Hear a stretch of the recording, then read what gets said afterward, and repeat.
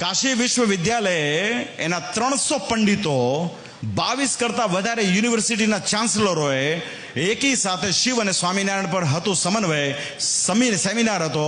એમાં શિવ ઉપર તો ચર્ચા જ ન થઈ, સ્વામિનારાયણ ઉપર ચર્ચા થઈ.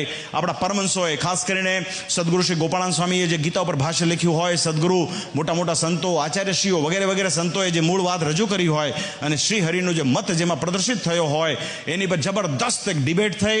એની પર સૌએ પોતાના નિબંધો લખ્યા, આર્ટિકલો આપ્યા અને એવા ધુરંધરો એમાં આવ્યા હતા કે જે કોઈ દિવસ કાશી મંદિરની બહાર નીકળે નહીં એવા લોકો પણ આવ્યા. ને બધા એકી સુરે શું કીધું ખબર છે? સહજાનંદ સ્વામીએ 2 દેશ ગાદીનો જે વિભાગ કરીને મૂળ સંપ્રદાય સ્થાપ્યો છે એ જ સંપ્રદાય વૈદિક છે.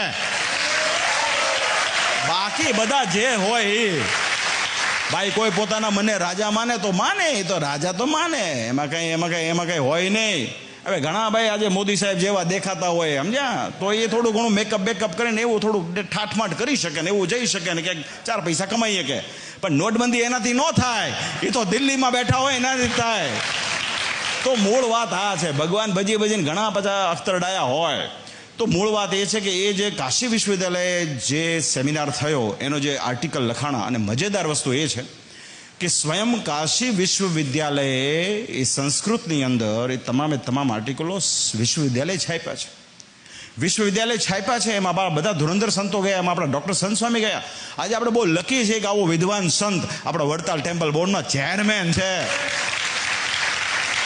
આ સરદારના યોગેશ્વર સ્વામી બી હતા, શાસ્ત્રી સ્વામી માધવપ્રિયદાસજી સ્વામી હતા, ગાંધીનગરના જ્ઞાનપ્રકાશ શાસ્ત્રીજી હોય, અમારા ભક્તિપ્રકાશ શાસ્ત્રીજી હોય, પોરબંદરના ભાનુ સ્વામી હોય, રાજકોટ ગુરુકુલના 2-3 સંતો ખૂબ વિદ્વાન છે. તો આ બધા સંતોની જે વિદ્વતા છે એનો આપણને એડવાન્ટેજ મળી રહ્યો છે. લાસ્ટ યર સપ્ટેમ્બર મહિનામાં વડતાલ ખાતે પણ એક સેમિનાર થયો. એમાં મજેદાર ચીજ એવી થઈ કે ભારતનું જે સાહિત્ય વિભાગ છે એ સાહિત્ય વિભાગના જે ઓફિશિયલ ડીન કહેવાય, વડા કહેવાય, એ પોતે સ્વયં આવ્યા. એ બધા અંધારામાં હતા. हम तो स्वामीनारायण कुछ और ही समझ रहे थे, हम तो वहाँ भी गए यहाँ भी गए, हमको जाके पता असली तो ये है, वो सब नकली है के.